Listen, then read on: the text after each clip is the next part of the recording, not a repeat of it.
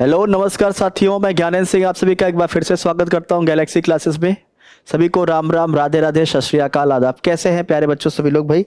सभी को एक बार फिर से सभी का एक बार फिर से स्वागत है मेरे प्यारे बच्चों। जैसा कि आप सभी लोग जानते हैं कि अब एग्ज़ाम बहुत ही नज़दीक आ चुका है आपका, और एग्ज़ाम बहुत नज़दीक आ चुका है, इस वजह से जो है हमें तैयारी अब दोगुनी तिगुनी रफ्तार से कर देनी है। ठीक है, तो पूरी ईमानदारी और पूरे मेहनत के साथ आप पढ़ाई करते रहें, और गैलेक्सी क्लास भी आप लोगों के साथ बिल्कुल कदम से कदम मिला के चल रहा है। आप सब लोग एकदम बिल्कुल जुड़े रहें गैलेक्सी क्लास से। और हाँ प्यारे बच्चों, आप लोग क्लास को शेयर जरूर कर दीजिए। ठीक है, तो आज हम लोग बात करने वाले हैं 30 जनवरी 2023 का जो शिफ्ट नंबर 4 का क्वेश्चन आया हुआ था, उस पर हम लोग यहाँ पे बात करने वाले हैं। ठीक है, आपसे पूछ रहा है निम्नलिखित में से कौन एक पेशेवर, कौन कह रहा है निम्नलिखित में से कौन एक पेशेवर टेबल टेनिस खिलाड़ी है? तो ध्यान रखना, मनिका बत्रा, सौरभ घोषाल, अपर्णा पोपट या परुपल्ली कश्यप। जल्दी से मुझे बताना है, जल्दी से मुझे बताना है कौन है इसमें। अब इसमें अगर आपसे पूछा जाए सौरभ घोषाल का संबंध किस खेल से है, बताइए। अगर आपसे पूछा जाए इसमें तो आप क्या बोलेंगे, बताइए। ये स्क्वैश खिलाड़ी हैं। क्या है? स्क्वैश खिलाड़ी हैं। स्क्वैश, ये स्क्वैश खिलाड़ी हैं। ठीक है, अब इसमें आपसे क्या पूछा है कि भैया टेनिस खिलाड़ी कौन है, तो टेनिस खिलाड़ी कौन से हैं जल्दी बताना है। मनिका बत्रा, मनिका बत्रा का संबंध किस खेल से है, बताइए भाई। अगर आपसे पूछा जाए कि भाई मनिका बत्रा का संबंध किससे है, तो आप क्या बोलेंगे? Yes, this is the right answer, table tennis. इनका संबंध किससे है? टेबल टेनिस से। इनका संबंध किससे है बच्चों? टेबल टेनिस से है। ठीक है ना, ओके। और 2015 के कॉमनवेल्थ में भी इन्होंने हिस्सा लिया है ना। चलिए अगला क्वेश्चन क्या है, किस वंश के शासक ने 999 में कंदड़िया महादेव मंदिर का निर्माण करवाया? तो बच्चों कंदड़िया महादेव का मंदिर जो है, ये कंदड़िया महादेव का मंदिर जो है, ये कहाँ है? मध्य प्रदेश में है, आप सभी लोग जानते हैं। ठीक है, और इसको जो है किस वंश के राजाओं ने बनवाया था? चंदेल। ध्यान रखना, कंदड़िया महादेव मंदिर का निर्माण जो है किस वंश के राजाओं द्वारा करवाया गया था? चंदेल वंश के राजाओं द्वारा करवाया गया था। ठीक है ना, जो कि बुंदेलखंड का क्षेत्र था। ओके, चंदेल, चंदेल जैसे है ना, जेजाक भुक्ति, जेजा, जय सिंह, जय सिंह इसके रियल फाउंडर माने जाते हैं। और इसीलिए पहले बुंदेलखंड को आप जो है क्या बोलते थे? जेजाक भुक्ति। तो जेजाक भुक्ति, जय सिंह को जेजा बोलते थे, इसलिए उनका नाम क्या पड़ा? जेजाक भुक्ति। इसी चंदेल वंश में एक शक्तिशाली राजा हुए थे जिनका नाम था विद्याधर, और विद्याधर ने क्या किया था? महमूद गजनबी को हराया था। ठीक है, और कन्नौज के राजा जो थे, उनका राज्यपाल उनका नाम था, उनको मार के उनके बेटे त्रिलोचन को गद्दी पर बिठाया था। क्यों गद्दी पर बिठाया था? क्योंकि जब महमूद गजनबी ने कन्नौज पे आक्रमण किया तो राज्यपाल कन्नौज छोड़ के भाग गए थे। इससे विद्याधर को गुस्सा लग गया कि भाई जब कोई आक्रमण कर रहा है तो अपने राज्य की सुरक्षा करनी चाहिए, तुम भाग क्यों गए? अरे तुम लड़ते बहुत होता, मारे जाते, लेकिन एक वीर की तरह वीरगति को प्राप्त करते, लेकिन तुम भाग गए। तो इसलिए विद्याधर ने उनको मारा था। चंदेल वंश में आगे आप पढ़ेंगे, एक नाम आप देखेंगे जिनका नाम आता है मूलराज, या फिर नाम आप पढ़ते हैं परमादिदेव, जिनके सेनापति थे आल्हा और उदल। नाम सुना होगा आप सब लोगों ने। उनको भी जो है, उनका भी नाम बड़ा प्रसिद्ध है। और उनके समय में आक्रमण किया था किसने? पृथ्वीराज चौहान ने आक्रमण किया था। क्वेश्चन कह रहा है कि भारतीय संविधान का कौन सा अनुच्छेद अल्पसंख्यक वर्ग के हितों के संरक्षण से संबंधित है? आपसे पूछ रहा है, आपको बताना है अल्पसंख्यक वर्ग के हितों के संरक्षण के लिए कौन सा आर्टिकल है। आर्टिकल 27 को अगर आप देखते हैं, आर्टिकल 27 का मतलब क्या होता है? इसमें जो धार्मिक है ना, या धर्म के विकास के लिए जो आए पैसे हैं, धार्मिक पैसे जो हैं, धार्मिक जो धन है, धार्मिक धन या धार्मिक पैसे जो हैं, वो टैक्स फ्री होंगे, उस पर कोई टैक्स चार्ज नहीं लगेगा। वो टैक्स फ्री होंगे, उस पर कोई टैक्स चार्ज नहीं लगेगा। 29 में ही आपको बताया गया है कि अल्पसंख्यक वर्ग के हितों का संरक्षण किया जाएगा, protection of interest of the minorities. ठीक है ना, इसी में ही आपका कहा गया है, protection of interest of minorities. ठीक है, इसी में ही है। 31 में संपत्ति का अधिकार था, समाप्त कर दिया गया। 33 में जो है सेना से संबंधित अधिकार बताए गए हैं, है ना। आपसे कह रहा है क्या, कथक के प्रमुख विषय हिंदू धर्म के निम्नलिखित में से किस पंथ से जुड़ा हुआ है ना। कथक के प्रमुख विषय हिंदू धर्म के निम्नलिखित में से किस पंथ से जुड़ा है।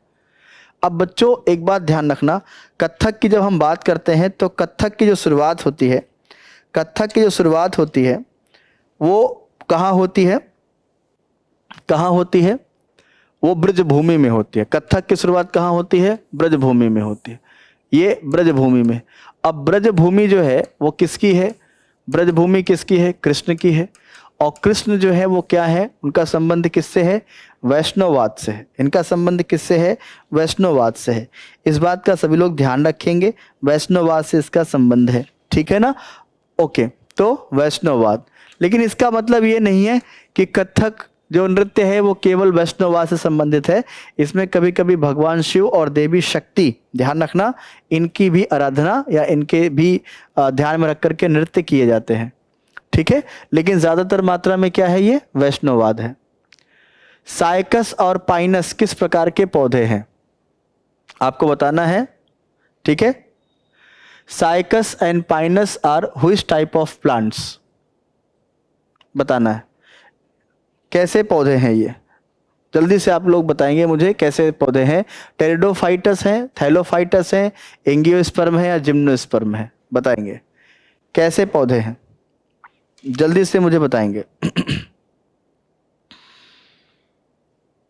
जल्दी से मुझे बताएंगे कैसे पौधे हैं ये।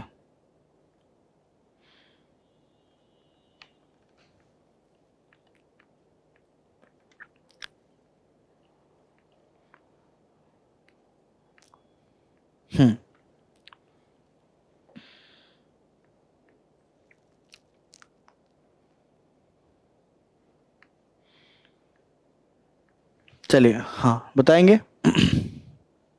साइकस और पाइनस जो है ये क्या होते हैं, जिम्नोस्पर्म होते हैं। क्या होते हैं, जिम्नोस्पर्म होते हैं, ठीक है। हाँ ओके, चलिए जिम्नोस्पर्म होते हैं। ओके बच्चों एक बात ध्यान रखना, जिम्नोस्पर्म, एंजियोस्पर्म, एक बीजी, द्विबीजी, एक पत्र बीजी, द्विपत्र बीजी, ये सब क्वेश्चन बहुत बार पूछे जाते हैं कि कुछ पौधे ऐसे होते हैं जिनमें बीज होते हैं, जैसे आम वगैरह ये सब हो गए, अंगूर वगैरह में कोई नहीं। अब ऐसे ही आपसे देखें थैलोफाइटा, ब्रायोफाइटा, थैलोफाइटा का मतलब क्या होता है, सॉरी टेरिडोफाइटा का मतलब क्या होता है। टेरिडोफाइटा का मतलब ये होता है कि जिनके पेड़ पौधे, पत्तियां, ब्रांच, लीव्स, है ना, स्टेम, सब कुछ होते हैं। और ब्रायोफाइटा में सब कुछ नहीं होता है, जैसे एल्गी वगैरह होते हैं उसमें, ये तो हम कई बार पढ़ा चुके, बता चुके हैं। रबी फसलों की खेती में निम्न में से क्या सहायक होता है। ध्यान रखें यहाँ पे महावत जो लिखा है ये गलत है, महावत नहीं होगा, मावट होगा, मावट। ये क्या होगा, मावट, ध्यान रखना, मावट। ये मावट जो है राजस्थान में हम यूज करते हैं, राजस्थान में। और एक बात ध्यान रखना बच्चों, इसको हम जो है मैंगो शावर भी कहते हैं, इसको हम आम्र वर्षा भी कहते हैं, ध्यान रखना, आम्र वर्षा या मैंगो शावर भी कहते हैं, ध्यान रखना, मावट होता है। और ये कब होता है, जो ठंडी में बरसात होती है, ध्यान रखना, ठंडी की वर्षा, जो ठंडी की वर्षा होती है उसको बोला जाता है। ये कब होता है, ये जो पश्चिमी जट धाराएं होती हैं या है ना, हाँ, उत्तर पश्चिमी जो पवनें होती हैं रबी की फसलों में जो है ये आती हैं जब हवाएं, तो ये बरसात करती हैं। तो मावट जो है ये आम्र वर्षा है। रबी की फसलों की खेती के लिए निम्न में से क्या सहायक होता है। दक्षिणी पूर्वी व्यापारिक पवन नहीं होता है, वेस्टर्ली जेट स्ट्रॉम, पश्चिमी जेट धाराएं, उत्तर पश्चिमी पवनें। उत्तर पश्चिमी पवनें जो होती हैं वो अच्छी मानी जाती है, इस बात का सभी लोग ध्यान रखेंगे, ठीक है। ओके चलिए, तो मावट क्या है समझ गए होंगे आप लोग, जो पश्चिमी विक्षोभ से बरसात होती है राजस्थान के अंदर, उसको ऐसा बोलते हैं। भारत का वित्त आयोग अपनी रिपोर्ट किसको देता है, बताइए। भारत का जो वित्त आयोग है वो अपनी रिपोर्ट किसको देता है। पहली बात आप एक बात दिमाग में रख लीजिए, जितने भी बड़े बड़े कमीशन हैं, चाहे वो फाइनेंस कमीशन हो, वित्त आयोग हो, जैसे अगर मैं बात करूं फाइनेंस कमीशन, अगर मैं यहां बोलूं फाइनेंस कमीशन, अगर मैं यहां बोलूं फाइनेंस कमीशन, या मैं यहां पे बोलूं कैग, या पे यहां पे बोलूं एजीआई, ये जितने भी लोग हैं, इलेक्शन कमीशन, मैं यहाँ बोलूँ यूपीएससी, जितने भी हैं, ये सबके सब जो है अपनी एनुअल रिपोर्ट जो है, अपनी एनुअल रिपोर्ट जो है एक ही व्यक्ति को देते हैं, और वो है देश का राष्ट्रपति, प्रेसिडेंट। और प्रेसिडेंट उस रिपोर्ट को क्या करता है, पार्लियामेंट को भेजता है। ध्यान रखना, ये आप अपने दिमाग में रख लीजिए, जितने भी बड़े बड़े पद हैं वो सभी अपनी एनुअल रिपोर्ट क्या करते हैं, राष्ट्रपति को देते हैं, और राष्ट्रपति उस रिपोर्ट को क्या करता है, पार्लियामेंट में प्रेजेंट करता है, और पार्लियामेंट की जिम्मेदारी होती है कि उसकी वो जांच करवाता है। जैसे आप देखें, यूपीएससी जब अपनी रिपोर्ट बना लेती है साल भर की, तो किसको देती है, राष्ट्रपति को देती है। बोलो हाँ या ना, राष्ट्रपति को देती है। राष्ट्रपति उस रिपोर्ट को कहाँ देगा, पार्लियामेंट में देगा। अब पार्लियामेंट क्या करेगी, उस यूपीएससी रिपोर्ट की जांच के लिए अब क्या बनाएगी, एस्टीमेट कमेटी बनाएगी। क्या बनाएगी, एस्टीमेट कमेटी बनाएगी, जिसको हम सभी लोग बोलते हैं प्राक्कलन समिति। प्राक्कलन समिति बनाएगी। और प्राक्कलन समिति में कितने मेंबर होंगे, 30 मेंबर होंगे। सारे मेंबर कहाँ से होंगे, लोकसभा से होंगे। ठीक है, ओके। तो इसका काम क्या है, यूपीएससी के रिपोर्ट की जांच करना। ठीक है, हाँ। तो जितने भी हैं वो सभी अपने राष्ट्रपति को देते हैं रिपोर्ट। 2011 की जनगणना के अनुसार किस राज्य का लिंगानुपात सबसे कम है, ये आपको बताना है। लिंगानुपात कितना है, सबसे कम है।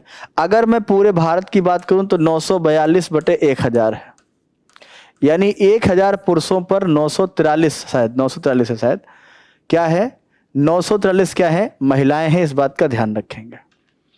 ठीक है, सबसे कम लिंगानुपात जो है वो किसका है, हरियाणा का है। किसका है, हरियाणा का है। इस बात का ध्यान रखेंगे। सबसे कम लिंगानुपात हरियाणा का है, और सबसे अधिक जो है वो केरल का है। केरल का है। निम्नलिखित में से कौन सा कृषि का उत्पाद है, ये आपसे कह रहा है कृषि का उत्पाद। कृषि का उत्पाद किस में आता है, प्राथमिक। प्राथमिक, जैसे आलू। आलू क्या है, प्राथमिक। लेकिन आलू से क्या बन गया, चिप्स। आलू से क्या बन गया, चिप्स। ये क्या हो गया, द्वितीयक। ठीक है, ये क्या हो गया, द्वितीयक। तो कह रहा है कि कृषि उत्पाद है हवा, फसलें, पानी, मशीनें। तो फसलें, क्रॉप्स। ठीक है, ये क्या है, कृषि उत्पाद है। ध्यान रखना। एक बात ध्यान रखें बच्चों, अक्सर एक चीज ध्यान रखना, कभी कभी आपसे पूछता है कि प्राथमिक क्षेत्र क्या होता है। इसको समझने के लिए आपको मैं बता दूं, प्राथमिक क्षेत्र, एक बात ध्यान रखना, प्राथमिक क्षेत्र का मतलब केवल कृषि नहीं होता है। ध्यान रखें, हर वो चीज जो जमीन से खोद के निकाली जाती है, ध्यान रखना, हर वो चीज जो जमीन से निकाली जाती है वो प्राथमिक में आती है। ये अपने बात दिमाग में बिठा लीजिए। जैसे क्रूड ऑयल, आपसे कोई बोले कच्चा तेल, कच्चा तेल क्या है, वो भी प्राथमिक क्षेत्र में आता है। रिफाइंड तेल जो होता है वो सेकेंडरी में आता है। ध्यान रखना, जो पेट्रोल डीजल हम यूज करते हैं वो सेकेंडरी में आता है। क्यों, क्योंकि वो मैन्युफैक्चर हुआ। जैसे प्राथमिक क्षेत्र में क्या आया, आलू। आलू से क्या बन गया, चिप्स। अब चिप्स जो बना है वो क्या है, द्वितीयक, सेकेंडरी। क्या है, द्वितीयक। ध्यान रखना। ठीक ऐसे ही आपका क्या है, कच्चा तेल, क्रूड ऑयल, कच्चा तेल, कच्चा तेल। अब ये क्या हो गया, रिफाइन हो गया, रिफाइन तेल, रिफाइन तेल। अब रिफाइन तेल, रिफाइन का मतलब जो रिफाइन हुआ पेट्रोल डीजल, राइट, वो क्या हो गया, ये द्वितीयक में आ जाएगा। जहां पर इंडस्ट्रीज या मशीनरीज का इस्तेमाल हो गया, it could be converted into secondary. ठीक है, ओके। अगला क्वेश्चन क्या है, केंद्रीय राज्य मंत्री ने सितंबर 2022 में चौथे राष्ट्रीय युवा पुलिस अधीक्षक सम्मेलन और पुलिस एक्सपो के उद्घाटन समारोह को संबोधित किया था। क्या नाम था उनका, विश्वेश्वर टुड्डू, अर्जुन मुंडा, नित्यानंद राय, मीनाक्षी लेखी। जल्दी से मुझे बताएं, किस केंद्रीय राज्य मंत्री ने सितंबर 2022 में राष्ट्रीय युवा पुलिस अधीक्षक सम्मेलन और पुलिस एक्सपो के उद्घाटन समारोह को संबोधित किया था, ये आपको बताना है। जल्दी से मुझे बताएंगे क्या होगा इसका आंसर, फटाफट मुझे बताएं।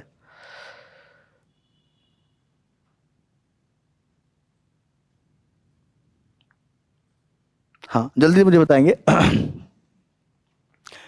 किस केंद्रीय राज्य मंत्री ने सितंबर 2022 में चौथे राष्ट्रीय युवा पुलिस अधीक्षक सम्मेलन और पुलिस एक्सपो के उद्घाटन समारोह को संबोधित किया।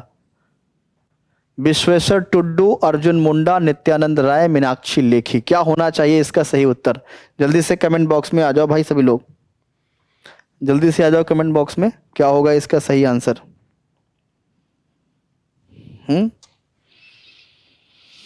जल्दी से मुझे बताएंगे ये क्या है? हाँ, नित्यानंद राय इसका सही आंसर होना चाहिए मेरे हिसाब से। ये गृह राज्य मंत्री हैं, है ना?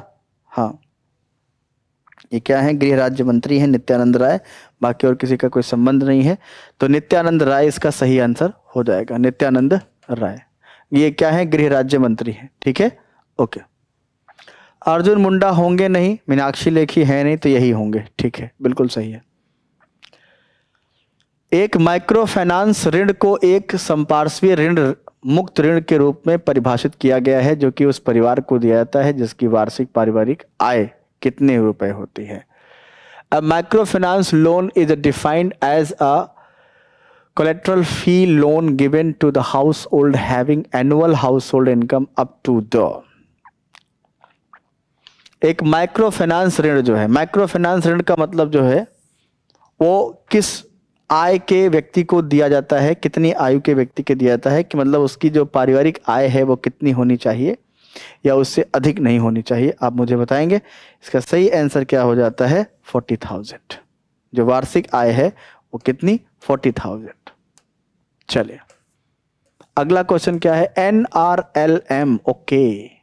भारत सरकार द्वारा, थोड़ा सा इसको ऊपर कर देते हैं। क्या कह रहा है? भारत सरकार द्वारा कार्यान्वित एक गरीबी उन्मूलन परियोजना है, ठीक है। National rural living mission, okay. राष्ट्रीय ग्रामीण जीवन mission, national rural land mission, राष्ट्रीय ग्रामीण भूमि मिशन, है ना। राष्ट्रीय राशन आजीविका मिशन, राष्ट्रीय ग्रामीण आजीविका मिशन। क्या होगा इसका सही आंसर? राष्ट्रीय ग्रामीण आजीविका मिशन। इसका सही आंसर क्या होगा?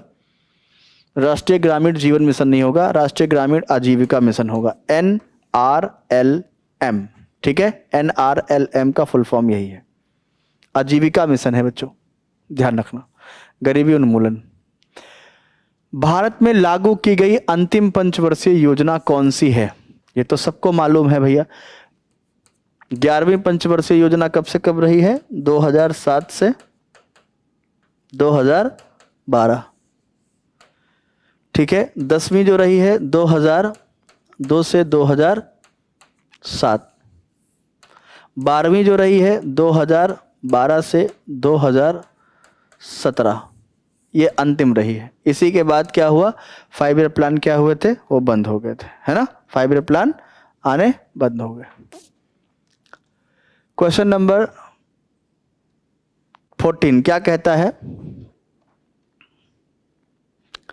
गद्दाम पद्मजा रेड्डी को किस नृत्य शैली में उनके योगदान के लिए पद्मश्री से सम्मानित किया गया? आप मुझे बताएंगे क्या है इसका सही आंसर? गद्दाम पद्मजा रेड्डी को किस नृत्य शैली के लिए उनके योगदान के लिए पद्मश्री से सम्मानित किया गया? कथकली या फिर कुचिपुड़ी, लावणी, भरतनाट्यम? जल्दी से मुझे बताएंगे क्या होगा इसका सही आंसर? और ये राष्ट्रपति रामनाथ कोविंद साहब ने दिया था, ये 2021 में मिला है इनको। 2021-22 में शायद इनको 21-22 में मिला है। और ये संबंध है, रेड्डी साहब का संबंध किससे है? आंध्र प्रदेश से। इनका संबंध आंध्र प्रदेश से है। और कुचिपुड़ी, गद्दाम पद्मजा रेड्डी, ठीक है। अगला क्वेश्चन आ जाए। लावणी महाराष्ट्र का है, भरतनाट्यम तमिलनाडु का है, ठीक है, ओके। इस बात का सभी लोग ध्यान रखेंगे। मार्च 2022 में वन अनुसंधान संस्थान के निदेशक के रूप में किसे नियुक्त किया गया?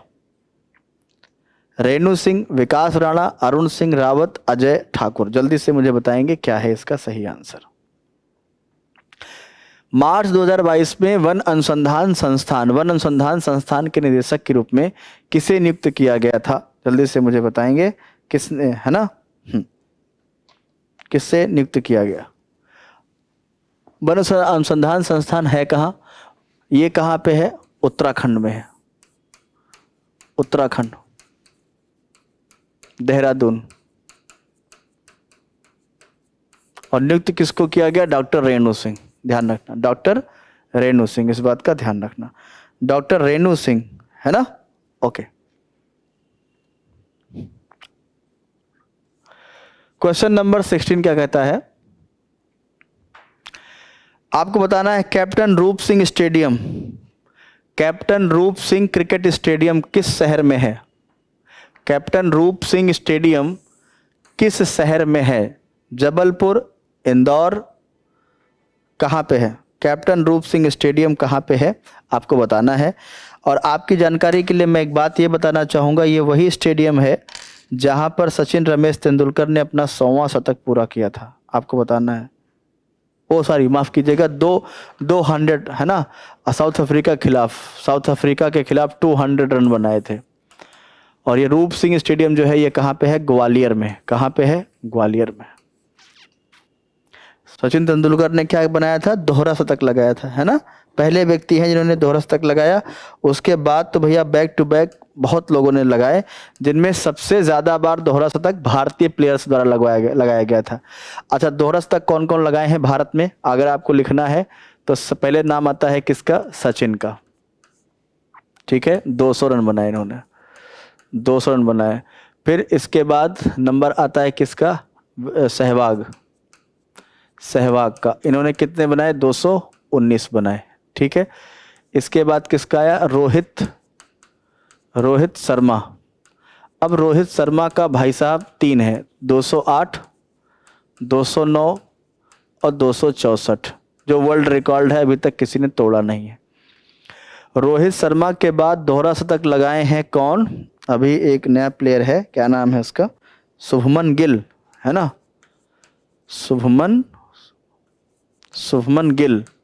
शुभमन गिल ने भी क्या लगाया है? दोहरा शतक लगाया है। 200 कुछ रन बनाए हैं, याद नहीं है कितना है, शायद 210 या 209 ऐसे कुछ है बच्चों, ऐसे कुछ नंबर है। इसके अलावा एक बिहार का लड़का है, क्या नाम है, प्लेयर है जो 209 रन उसने भी बनाया, 10 रन बनाया है उसने, क्या नाम है, विकेट कीपिंग करता है, अच्छा प्लेयर है, ईशान किशन। यस, ईशान किशन ने भी क्या बनाया? 210 रन बनाया है। तो आप देख सकते हैं भारत के ही इतने प्लेयर हो गए जितने उन्होंने दोहरा शतक। रोहित शर्मा दुनिया के पहले ऐसे बल्लेबाज हैं जिन्होंने 3 बार दोहरा शतक लगाया है। ठीक है, हाँ हाँ, चलिए। ऐसा इसमें कुछ अगर चीज़ छूट रही होगी तो आप ऐड कर लीजिएगा, कोई अगर मान लीजिए नाम हम छोड़ रहे होंगे। अरे बाप रे बाप, ये क्या आ गया भैया। अच्छा चलिए देखते हैं क्या लिखा है। 1757 का वर्ष भारत में अंग्रेजी ईस्ट इंडिया कंपनी के लिए एक महत्वपूर्ण वर्ष क्यों था? भाई सिंपल सी बात है, प्लासी की लड़ाई में निजाम को हराकर अंग्रेजी ईस्ट इंडिया कंपनी ने हैदराबाद पर कब्जा किया। गलत। प्लासी की लड़ाई का हैदराबाद से कोई लेना थोड़ी था। नवाब सिराजुद्दौला को हराकर ईस्ट इंडिया कंपनी ने मद्रास पे अधिकार नहीं किया। कंपनी ने बरार की लड़ाई में नवाब सिराजुद्दौला को हराकर अवध पर कब्जा किया। नहीं। प्लासी की लड़ाई में नवाब सिराजुद्दौला को हराकर इंग्लिश ईस्ट इंडिया कंपनी ने बंगाल पर कब्जा किया। ये सही है, बंगाल पे कब्जा किया। इन्होंने सिराजुद्दौला को 3 बार हराया, लेकिन कहीं मद्रास पे कब्जा कर रहे हैं, कहीं बरार पे कब्जा कर रहे हैं, कहीं कहीं कब्जा कर रहे हैं। नहीं, ये है सही। प्लासी की लड़ाई को सिराजुद्दौला को हराने के बाद क्या किया? सीधे जाके बंगाल पे कब्जा कर लिया। किस पे कब्जा कर लिया? बंगाल पे। निम्नलिखित त्योहारों में किसे डाला पूजा के रूप में भी जाना जाता है, जो सूर्य की पूजा को समर्पित है और बिहार के लोगों द्वारा पारंपरिक रूप से मनाया जाता है? बच्चों आप मुझे बताओ कौन सा त्योहार है? आप जानते होंगे दीपावली के आसपास मनाया जाता है ये फेस्टिवल। दीपावली के 5-6 दिन के बाद मनाया जाता है बिहार में, और कहते हैं कि यह बहुत ही साफ सफाई वाला त्यौहार है, बहुत ही शुद्धता वाला त्यौहार है, बहुत ही शुद्धता साफ सफाई वाला त्यौहार है। दैट इज छठ पूजा, छठी मैया की पूजा या छठ पूजा, ध्यान रखना, छठ पूजा या छठी मैया की पूजा है ना, छठ पूजा। ठीक है, ओके। और कहा जाता है इसकी शुरुआत मिथिला से हुई थी। कहाँ से हुई थी? मिथिला से हुई थी। और ये भी कहा जाता है कि माँ सीता ने सबसे पहले ऐसे पूजा किया था, और वही प्रचलन जो है धीरे धीरे बिहार में, और देखें तो लगभग पूरे भारत में ये फैल रहा है, विदेशों में भी इसकी बहुत धूम है। जहां बिहार के लोग हैं वहां इसको बहुत अच्छे से सेलिब्रेट करते हैं। एम.एस. स्वामीनाथन हरित क्रांति के जनक पेशे से क्या थे? एक भैया वैज्ञानिक थे, पेशे से वैज्ञानिक थे, पुलिस अधिकारी नहीं, सेना के अधिकारी नहीं, न्यायाधीश नहीं, एक क्या थे? वैज्ञानिक थे, और इनको हरित क्रांति का पिता या जनक कहते हैं। अगला क्वेश्चन क्या है? निम्नलिखित में से कौन सा कथन गलत है? दबाव कम होने से बर्फ का गलनांक कम हो जाता है। अरे गलनांक कम कहाँ हो जाता है, यही तो गलत है। दबाव कम होने से बर्फ का गलनांक बढ़ जाता है, गलनांक बढ़ जाता है, यही गलत है। ठीक है, ओके, ये गलत है। दबाव कम होने से गलनांक बढ़ जाता है, मेल्टिंग पॉइंट जिसको कहते हैं। आइए देखते हैं हिंदी में क्या है। विश्वस्त, विश्वस्त शब्द के लिए उचित शब्द क्या है? विश्वस्त, जिस पर विश्वास ना किया गया हो, जिस पर शक किया गया हो, जिसे बहुत याद किया गया हो, जिस पर विश्वास किया गया हो। विश्वस्त का मतलब है जिस पर विश्वास किया गया हो, उसका मतलब होता है विश्वस्त। ध्यान रखना, क्या होता है? विश्वस्त। अगला प्रश्न आइए देखते हैं क्या है। निम्नलिखित वाक्यांश के लिए उपयुक्त सार्थक शब्द क्या होगा? जिसे पढ़ना लिखना आता हो उसे कहते हैं साक्षर। जिसको पढ़ना लिखना आता है उसको क्या कहते हैं? साक्षर। क्या कहते हैं उसको? क्या कहते हैं? साक्षर। क्या कहते हैं बच्चों? साक्षर कहते हैं। ध्यान रखना, उसको क्या कहते हैं? साक्षर कहते हैं। अगला पॉइंट देखें, कह रहा है कि निम्नलिखित में से कौन सा वाक्य संज्ञा के प्रयोग की दृष्टि से शुद्ध है? अच्छा, संज्ञा के प्रयोग की दृष्टि से शुद्ध है। राहुल बचपने में बहुत शरारती था, राहुल बचपने में बड़ा शरारती था, राहुल का बचपनत तो बहुत शरारती था, राहुल बचपन में बहुत शरारती था। अब इसमें आप देखें, बचपन में बहुत शरारती था। राहुल बचपने में नहीं, बचपन में, ध्यान रखना, राहुल बचपन में बहुत शरारती था, यह सही हो जाएगा। राहुल का बचपनत तो बहुत शरारती रहा। यहाँ पे था की जगह अगर रहा होता तो सही हो जाता। राहुल का बचपनत तो बहुत शरारती रहा, ऐसा हो सकता था, लेकिन यहाँ पे था कर दिया इसलिए गलत हो गया। प्रकृति कुपित होकर अपना, कुपित का मतलब नाराज, जब नेचर नाराज होती है तो क्या होता है? भूकंप, बवंडर, बाढ़, सूखा, ये यही कह रहे। प्रकृति कुपित होकर अपना क्या करती है? विनाशकारी रूप दिखाती है। यस, कुपित होकर विनाशकारी रूप दिखाती है। ओके, चलिए आगे देखेंगे। अगले प्रश्न पे आते हैं। स्वजाति, स्वजाति का मतलब क्या होता है? अपनी जाति। स्वजाति के विपरीतार्थक शब्द का चयन कर निम्न वाक्य को पूर्ण कीजिए। व्यक्ति से नफरत ना करें, व्यक्ति से नफरत ना करें। तो स्वजाति का विपरीत का मतलब क्या होता है? विपरीत मतलब विलोम। तो स्वजाति का विलोम क्या होता है? विजाति। स्वजाति का मतलब अपनी जाति, विजाति का मतलब और कोई जाति। ठीक है, तो स्वजाति का मतलब अपनी और विजाति का मतलब कोई और जाति। ध्यान रखना, ध्यान रखना। विकल्पों में दिए गए किस वाक्य में निम्न शब्द के पर्यायवाची शब्द का प्रयोग हुआ है? तालाब, आपसे पूछा है तालाब। तालाब का पर्यायवाची क्या होता है? सरिता सूखी है। अच्छा, मेघ फट पड़े हैं, पंख में कमल खिला है, जलाशय, बच्चों जलाशय होगा। तालाब का पर्यायवाची क्या होगा? जलाशय, क्योंकि सरिता मतलब नदी होता है और पंख मतलब कीचड़ होता है। पंख मतलब कीचड़ होता है, मेघ मतलब बादल होते हैं। ठीक है, सरिता मतलब नदी होती है। अगला प्रश्न आ जाइए। निम्नलिखित में से अशुद्ध वाक्य कौन सा है? इनमें से क्या कह रहा है? अशुद्ध वाक्य कौन सा है? निशांत होनहार लड़का है, ठीक है, वह नित्य गाने की कसरत करता है। पल्लवी कल मुंबई जाएगी, हमें प्रतिदिन व्यायाम करना चाहिए।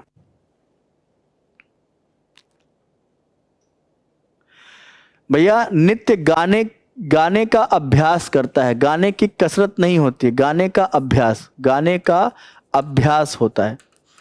गाने का क्या होता है? अभ्यास होता है, कसरत नहीं होता है। ये गलत है। गाने की कसरत नहीं होती है, अभ्यास होता है, इस बात का ध्यान रखेंगे। अगले प्रश्न पे आते हैं। तुम उसे गालियां क्यों निकाल रहे हो? तो गालियां निकालना नहीं होता है, तुम उसे गालियां क्यों दे रहे हो? क्यों दे रहे हो, ये है, तुम उसे गालियां क्यों दे रहे हो। गालियां निकालना नहीं होता है, गालियां देना होता है। तुम उसे गालियां क्यों दे रहे हो? मक्खी मारना है, दिन भर मक्खी मारो बैठ के, बेकार बैठे रहना। यूजलेस फेलो, यूजलेस फेलो, बेकार बैठे रहना, कोई काम धंधा नहीं, मक्खी मारो बैठ के। है, सिलेक्शन नहीं होगा तो भाई संभावनाएं हैं इन चीजों की। जो सिद्ध या पूरा किया जा सके, इस वाक्यांश के लिए सार्थक शब्द बताइए। जो सिद्ध या पूरा किया जा सके उसे क्या कहते हैं? साध्य। क्या कहते हैं? साध्य। जिसे सिद्ध या पूरा किया जा सके उसको क्या कहते हैं? साध्य। ध्यान रखना इस बात का। चलो अगला क्वेश्चन बहुत दमदार आ रहा है, ये बताओ मुझे। 100 लकड़हारे की एक लोहार की, 100 लकड़हारे की एक लोहार की, जनरली आप क्या कहते हैं? 100 सुनार की एक लोहार की। मुहावरा अशुद्ध है, क्या कहते हैं? 100 सुनार की एक लोहार की। लकड़हारा की जगह क्या हो जाना चाहिए? सुनार। तो ये लकड़हारा गलत आ गया है। तो 100 सुनार की एक लोहार की, ये मुहावरा होता है। क्यों होता ही नहीं होता है? हाँ, लकड़हारा थोड़ी होता है यहाँ पे। चलो अगला क्वेश्चन क्या है? अगला क्वेश्चन है, रेखांकित शब्द के विलोम से दिए गए वाक्य के रिक्त स्थान की पूर्ति कीजिए। उत्तम प्रकृति के लोग सम्मानित होते हैं, किंतु, ये देखो किंतु क्या है ना, इन्होंने क्या किया? अलग अलग कर दिया। किंतु यहां पे अलग कर दो, किंतु दुष्ट, क्योंकि दुष्ट अपमानित, क्योंकि दुष्ट क्या होते हैं? अपमानित, है ना। उत्तम प्रकृति के लोग सम्मानित होते हैं और दुष्ट प्रकृति के लोग क्या होते हैं? अपमानित होते हैं। हाँ हाँ भैया, दुष्टों का सम्मान कहीं नहीं होता है। अगला, मेरी शिमला जाने की बड़ी इच्छा है। ओहो माय गॉड, कुछ तो बात जरूर है दया। देखो क्या है, मेरी शिमला जाने की बड़ी इच्छा है। पर्यायवाची शब्द बताना है रेखांकित शब्द का। इच्छा, इच्छा का क्या होता है? अभिलाषा। ओहो, इच्छा का क्या होता है? अभिलाषा। इच्छा का पर्यायवाची पूछा है तो क्या होगा? अभिलाषा। इच्छा का, यहां पे इच्छा के नीचे अंडरलाइन नहीं किया है, मैं कर दे रहा हूं। इच्छा का होता है अभिलाषा, है ना। जैसे आपने देखा होगा माखनलाल चतुर्वेदी साहब एक लिखते ना, पुष्प की अभिलाषा, चाह नहीं मैं सुरबाला के गहनों में गूथा जाऊं, चाह नहीं मैं प्रेमी माला में विध प्यारी को ललचाऊं, चाह नहीं मैं देवों के भाग्य चढ़ूं और इठलाऊं, तो मुझे तोड़ लेना बलमान बनमाली, उस पथ पर देना तुम फेंक, मातृभूमि पर शीश चढ़ाने, जिस पथ जावे वीर अनेक, जिस पथ जावे वीर अनेक। यह है माखनलाल चतुर्वेदी की लाइनें। विकल्प में से कौन सा शब्द निम्न वाक्य के रेखांकित शब्द के लिए सर्वाधिक उपयुक्त होगा? सीताराम की स्त्री थी। अरे भैया मेरे बाबू, काहे ऐसा पाप कमा रहे हो? पत्नी थी, सीताराम जी की पत्नी थी, ठीक है। हाँ, क्या थी? पत्नी थी। और